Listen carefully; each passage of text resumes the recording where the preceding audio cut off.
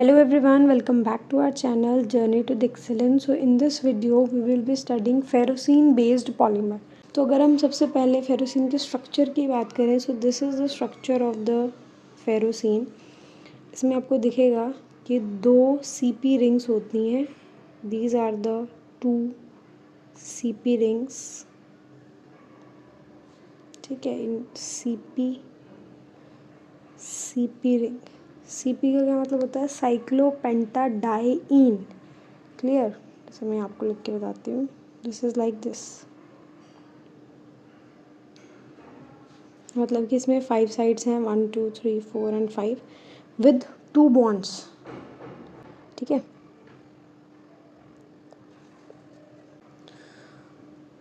Okay, so this is the structure of the ferrocene with 2 CP rings and iron is in the centre. अब इसकी अगर कुछ properties देखें तो जो फेरोसिन होता है दिस इज़ हाईली स्टेबल. ठीक है, काफ़ी ज़्यादा स्टेबल मॉलिक्यूल होता है. तो ऐसे ही पड़ा पड़ा खाली रिएक्ट नहीं करेगा. इसके अलावा इनएक्सपेंसिव होता है, बहुत ज़्यादा महंगा नहीं होता है. तो इंडस्ट्रीज़ में हम फेरोसिन को बहुत ज़्यादा यूज़ करते हैं to form a variety of products. ठीक है. इसके अलावा ये इलेक्ट्रोएक्टिव होता है. CP rings have capacity to serve as swivel group side. So basically इसका मतलब यही है कि स्टेबल है, इनएक्सपेंसिव है, इसलिए इंडस्ट्रीज़ में हम यूज़ करेंगे. प्लस इससे बहुत सारा, मतलब कि आप इमेजिन नहीं कर सकते फेरोसिन की इतनी ज़्यादा रिएक्शंस हैं. बहुत सारे प्रोडक्ट्स जो हैं हम इससे बनाते हैं. ठीक है. Moving on to the preparation. So preparation जो है फेरोसिन की हम कैसे करते हैं? मेटल हाइड्रोजन एक्सचेंज रिएक्शन होता है, उसको हम इसमें यूज़ करते हैं. So here I will be just discussing the theory part. ठीक है, रिएक्शन जो है वो हम डिस्कस बाद में करेंगे. तो बेसिकली हम क्या है, 2 CP रिंग्स लेते हैं, उसमें हम मेटल डालते हैं. मेटल, सोडियम मेटल डालते हैं. उससे क्या जनरेट होता है? सोडियम साइक्लोपेंटाडाइनाइड अनायन जनरेट होता है, जिसमें कि हम ये फेरस क्लोराइड जो है वो हम डालते हैं. आई होप आपको पता होगा फेरस यानी कि iron is in the +2 oxidation state. That's why FeCl2. Ferric chloride नहीं डालना है, फेरस क्लोराइड डालना है, और उससे अल्टीमेटली आपको क्या मिल जाता है? फेरोसिन मिल जाता है. तो हम क्या पढ़ रहे हैं? Main topic that is ferrocene based polymers. So basically हमने क्या करना है कि फेरोसिन की पॉलीमराइजेशन करनी है. फेरोसिन की पॉलीमराइजेशन जो है वो आप काफ़ी तरीक़ों से कर सकते हो. आप एडिशन पॉलीमराइजेशन कर सकते हो, कंडेंसेशन पॉलीमराइजेशन कर सकते हो, रिंग ओपनिंग पॉलीमराइजेशन कर सकते हो.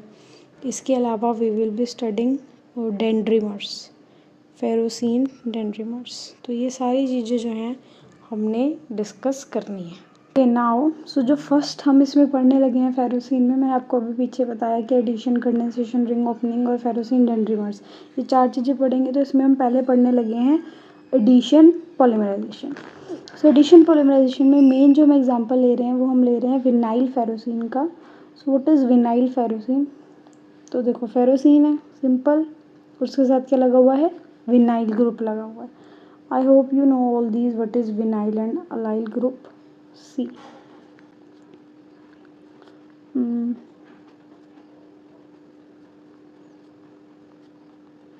देखो, मैं जैसे हेलोजन के रिस्पेक्ट में I be telling you. So if the halogen is directly bonded to the carbon which is having double bond, this is your vinyl. Clear? And if the halogen is bonded to a carbon next to double bonded carbon, then it is allyl. समझे? अगर कोई भी halogen के respect में बता रही हूँ मैं, कुछ भी हो सकता है इसमें, कोई हेटेरो एटम भी हो सकता है, कोई भी ग्रुप हो सकता है. अगर वो सीधा डबल बॉन्डेड कार्बन से लगा हुआ है देन इट इज़ विनाइल. और अगर वो कार्बन से लगा हुआ है next to the double bonded carbon then it is allyl.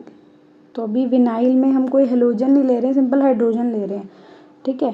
तो सिंपल ये आपको फेरोसिन लगा हुआ है. ठीक है, दिस इज़ योर फेरोसिन, और इसमें विनाइल लगा हुआ है. अगर हम इसकी सिंपल पॉलीमराइजेशन करते हैं तो क्या होगा? ये तो आप बचपन से ही पढ़ते आ रहे हो. जैसे अपने पॉलीथीन बनाते थे ना, इथीन को. सिंपल मैं तो ऐसे याद करती थी कि ये वाला बॉन्ड तोड़ो और एक इधर फ्री कर दो, एक इधर फ्री कर दो, and this is how it is done. This is your polymer. तो इसमें इन्होंने विनाइल फेरोसिन लिया हुआ है, उसकी पॉलीमराइजेशन की है and this is the product you get. Simple है। ओके, नाउ एडिशन पॉलीमराइजेशन के अंदर ही आता है free radical initiation. Free radical initiation. Okay, so let's start this. सबसे पहले इसमें वी यूज़ एजो इनिशिएटर।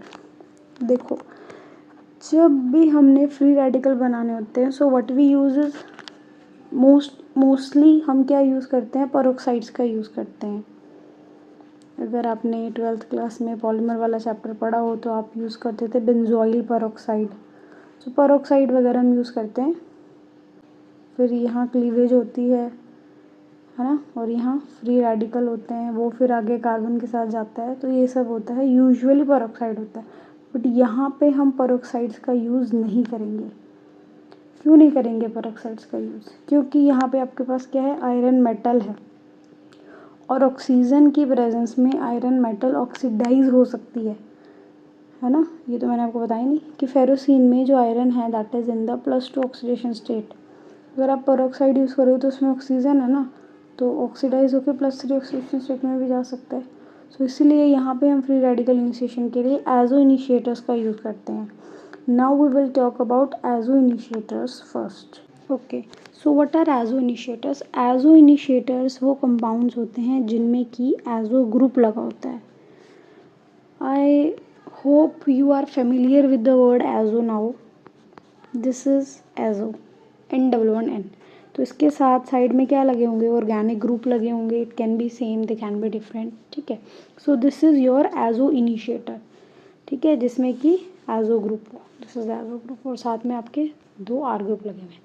तो ये अगर आप इसको हीट करते हो या लाइट देते हो तो यहाँ पे क्या करते हो, फ्री रेडिकल जनरेट करता है, तभी तो फ्री रेडिकल इनिशिएशन होगी ना, नॉर्मल।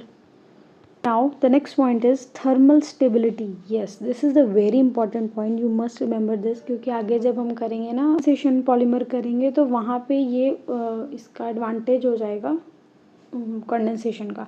चलो वो हम आगे देखेंगे। तो यहाँ पे क्या है कि जो एडिशन की बात कर रहे हैं, थर्मल स्टेबिलिटी जो है that depend upon the side group of the ferrocene unit. बहुत ध्यान से याद किया जाए, क्या बोल रही हूँ कि सिंपल आपके पास फेरोसिन यूनिट है, ठीक है, इसके साथ कुछ भी लगा है, जैसे पीछे विनाइल ग्रुप लगा है, तो यहाँ पे अगर थर्मल स्टेबिलिटी जो है एडिशन पॉलीमराइजेशन में जो थर्मल स्टेबिलिटी है वो इन साइड ग्रुप पे डिपेंड कर रही है, not on the ferrocene unit, इस पे डिपेंड कर रही है, और इसी पे ही डिपेंड करेगी जो भी कॉम्प्लिकेशंस आएंगी। ये 2 चीज़ें इसी पे डिपेंड कर रही हैं। क्लियर? तो पहला हो गया एजो इनिशिएटर एक पॉइंट, और दूसरा हो गया कि थर्मल स्टेबिलिटी किस पे डिपेंड कर रही है। Okay, now next is electron donation from iron metal. Yes, तो इलेक्ट्रॉन डोनेशन हो सकता है आयरन मेटल से। कैसे हो सकता है? See, this is my ferrocene. Yes, okay, this is my vinyl ferrocene. Very much okay. अब अगर मैं इसका एजो इनिशिएटर डाल लूँगी इसमें तो उसका फ्री रेडिकल बन जाएगा। यहाँ से एक बॉन्ड की क्लीवेज होगी, थल्ले वाली की करा रही हूँ मैं, एक इलेक्ट्रॉन इधर चला जाएगा, एक इलेक्ट्रॉन इधर चला जाएगा। So I will be getting like this. मैं यहाँ CP लिख दूँ, चलेगा?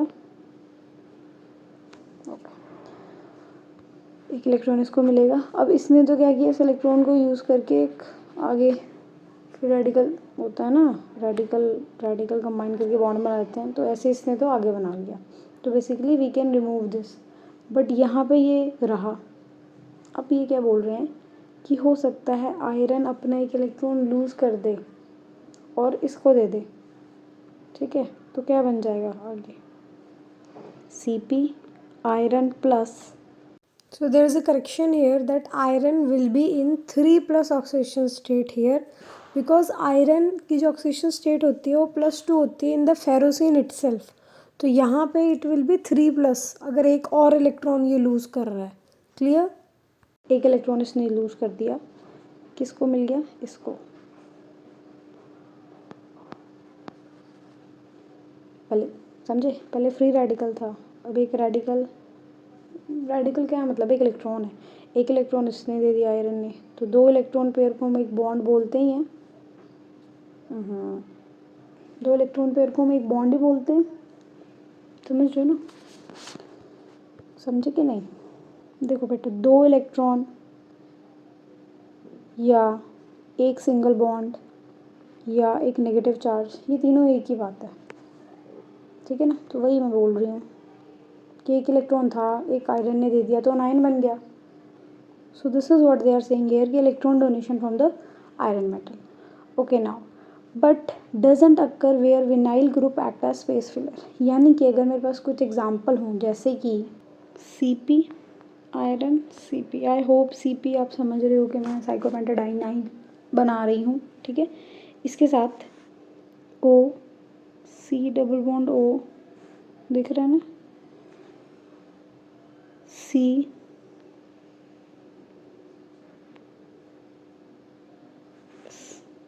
इसमें this is the main ferrocene. तो इसके साथ अगर मैं ये ग्रुप लगा दूँ, do you people know which is this group? O, C double bond O, C, CH2, CH3, do you people know?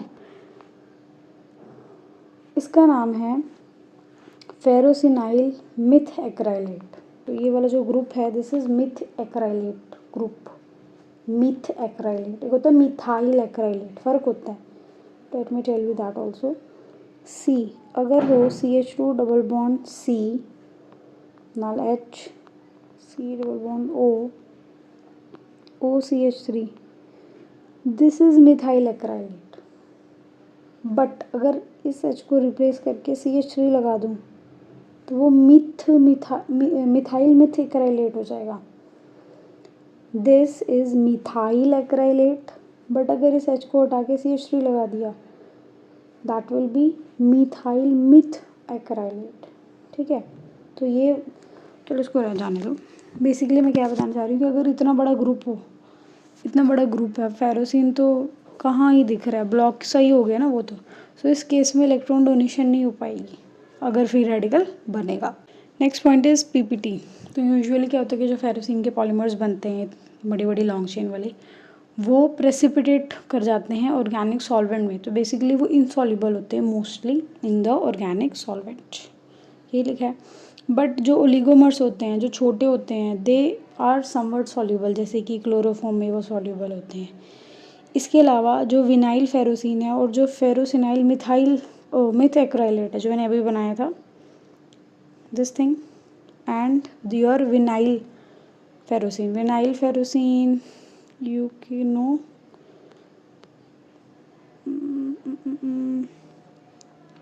This.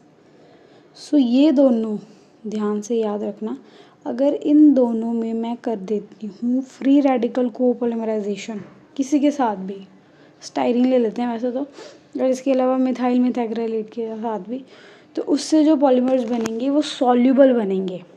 क्या बनेंगे? सॉल्युबल बनेंगे। नेक्स्ट है कि इसी से रिलेटेड कुछ और ऑर्गेनोमेटालिक मोनोमर्स हो सकते हैं, जैसे कि क्रोमियम का होता है साइक्लोपेंटाडाइनाइल क्रोमियम कॉम्प्लेक्सेस। सो ठीक है, जैसे कि एक बना के दिखा देते हैं आपको। CP समझ रहे हो ना, CP मतलब कि CP रिंग।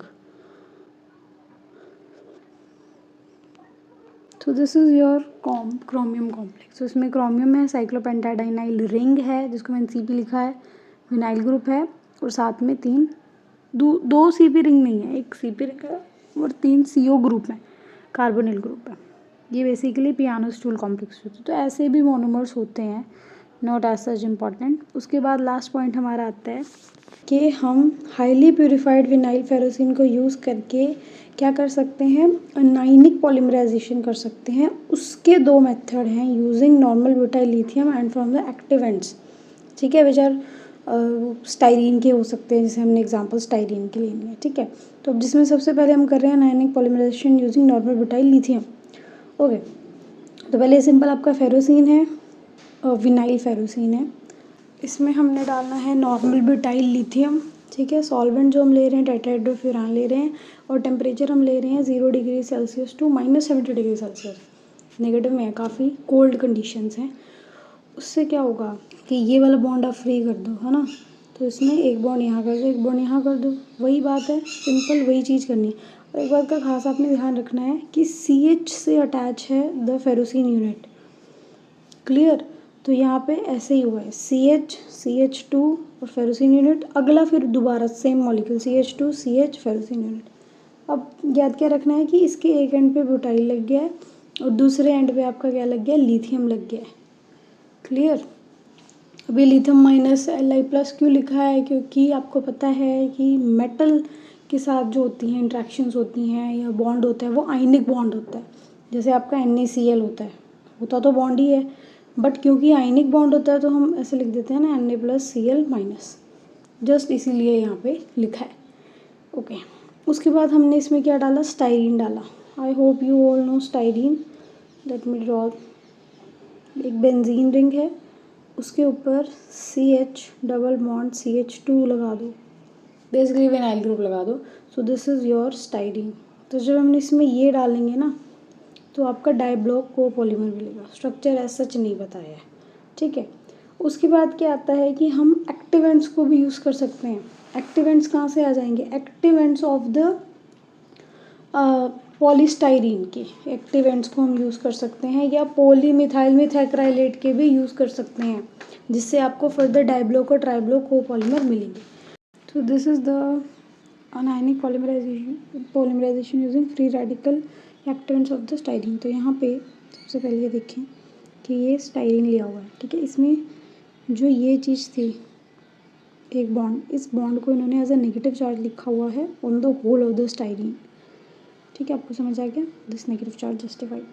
प्लस अब एक फ्री रेडिकल कहाँ से आया है, तो सोडियम ने अपने एक इलेक्ट्रॉन लूज किया है जो कि यहाँ पे आ गया है।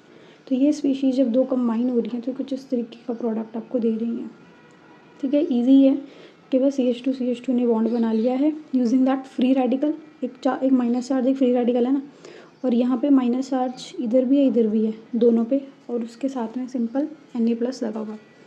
जब हम और स्टाइरीन डालेंगे तो यहाँ पे बीच में N मॉलिक्यूल हम डाल रहे हैं तो वो अटैच हो जाएंगे सिंपली जाके। देखो ये वाली चीज़ तो सेम लिखी है, ये वाली यूनिट यहाँ पे लिखी है और दूसरी यूनिट यहाँ पे लिखी है, तो बस बीच में सिंपल स्टाइरीन के मॉलिक्यूल ही तो ऐड करने हैं। ध्यान क्या रखना है कि CH2 ने बॉन्ड बनाना है। नेक्स्ट विनाइल फेरोसिन आपने ऐड करना है, तो इसमें पहले ये वाली सारी चीज़ जो है वो रिपीट करके सिंपल लिखी हुई है, बट माइनस चार्ज Na नहीं है क्योंकि बॉन्ड बन गया, ठीक है, वो एट द एंड चला जाएगा। और प्लस यहाँ पे ये 2 ferrocene unit which are repeating वो लिखी हुई हैं M नंबर ऑफ फेरोसिन, तो you can write M here, clear. ये मैंने फेरोसिन ही लिख दिया, स्ट्रक्चर नहीं बनाया। और एट द एंड इसमें वही है जैसे ऊपर था, CH minus Na+ ferrocene, here also CH minus, it's not a radical, minus Na+ ferrocene. So this is the anionic polymerization using the butyl lithium जो मैंने आपको पहले बताया, and this using the free ends, okay. So this is it for the addition polymerization. Next we will be discussing condensation polymerization of ferrocene.